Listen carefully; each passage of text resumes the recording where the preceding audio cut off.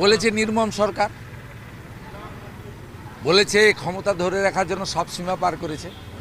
বাংলাদেশি অবৈধ মুসলিম অনুপ্রবেশকারী রোহিঙ্গাদের বাঁচাতে নির্লজ্জতার মাথা খেয়ে কোর্টে পর্যন্ত ঢুকে পড়ছে।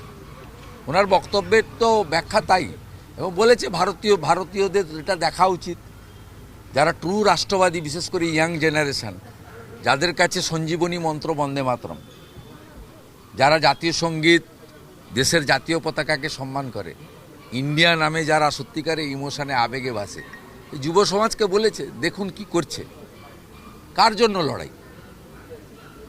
একটা মুখ্যমন্ত্রী 3 দিন ধরে দিল্লিতে কাদের জন্য গেছিলেন, কার স্বার্থে, কার জন্য গেছিলেন?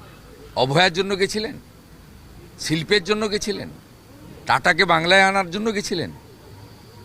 বাংলার ডেভেলপমেন্টের জন্য গেছিলেন? চা বাগানগুলো বন্ধ খোলার জন্য গেছিলেন? কিসের জন্য গেছিলেন আমরা জানতে চাই। বাঙালিরা, বাঙালি হিন্দুদের হোমল্যান্ড দিয়ে গেছেন ডক্টর শ্যামাপ্রসাদ মুখার্জি, স্বামী প্রণবানন্দ, আর এই হোমল্যান্ডকে যারা ছিনিয়ে নিতে চায় জামাতি, বাংলাদেশের মুসলিম অবৈধ অনুপ্রবেশকারী, ডেমোগ্রাফি বদলে দিয়েছে, তাদের জন্য উনি ছুটে গেছেন। এটাই বলেছেন, সঠিক কথা বলেছেন। এসআইআর এর শুনানি যেহেতু কাল শেষ হচ্ছে, বহু জেলায় দেখা যাচ্ছে কোনো কাজ শেষ হয়নি। না, শুনানি নোটিশ ইস্যু কমপ্লিট হয়ে গেছে। আমার কাছে সোফার মাই নলেজ 10-12 লক্ষ শুনানি বাকি আছে, আর কালকের মধ্যে হয়ে যাবে। সিও দপ্তর বলছে যে এক দফাতে ভোট করতে তারা প্রস্তুত। আমি এটা নিয়ে বলবো না, আমার কোনো কাজ নয়। আমরা নিরাপত্তা চাই, স্বচ্ছভাবে ভোট চাই। আমরা চাই 2024 এবং 21-এর মতো নির্বাচন যেন না হয়। আমরা চাই ক্যামেরা বন্ধ করে যেন ভোট না হয়। আমরা চাই ভূতেরে যেন ভোট না দেয়। আমরা চাই সকালবেলা কোচবিহারে দিলাম, তারপরের দিন এসে মালদায় মেরে দিলাম, তার 3 দিন পরে এসে মুর্শিদাবাদে মেরে দিলাম, তারপরে এসে দক্ষিণ 24 পরগনায় দিলাম, ফাইনালি ভবানীপুরে ঝেড়ে দিয়ে চলে গেলাম। এই ব্যবস্থা বন্ধ। বিজেপি ক্রিমিনাল, গুজরাটের দাঙ্গায় প্রচুর লোক মারা গেছে, তার জন্য উনি কি বলেছিলেন মনে নেই?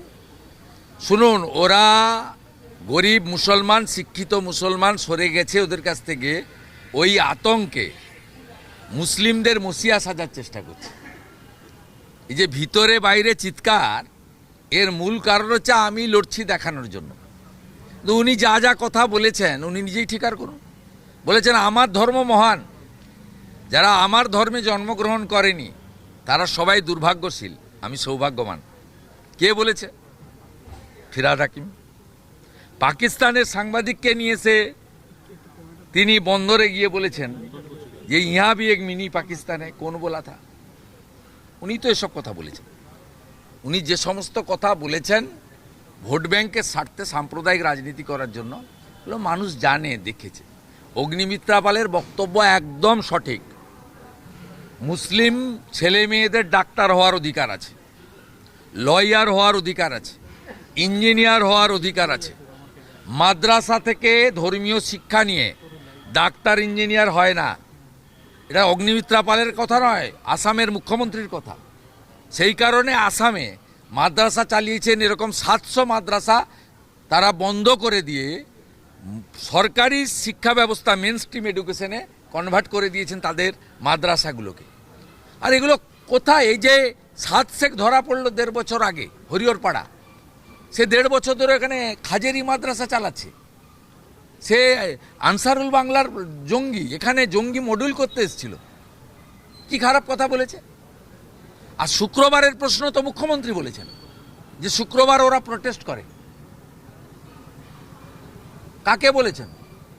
অগ্নিমিত্রা পাল সেই কথা বলেছেন যে কেন মোথাবাড়ি, ধুলিয়ান, শামসেরগঞ্জ, বেলডাঙ্গা এগুলো এটা বিশেষ দিনে হয়। এটা মুখ্যমন্ত্রীর ঘোষণা, এটা তো অগ্নিমিত্রা পালের কথা না। অগ্নিমিত্রা পাল কোট করেছেন মুখ্যমন্ত্রীর কথা, যে মুখ্যমন্ত্রী 2 সপ্তাহ আগে বলেছেন শুক্রবার ওরা একটু প্রতিবাদ করে। ওরা কারা?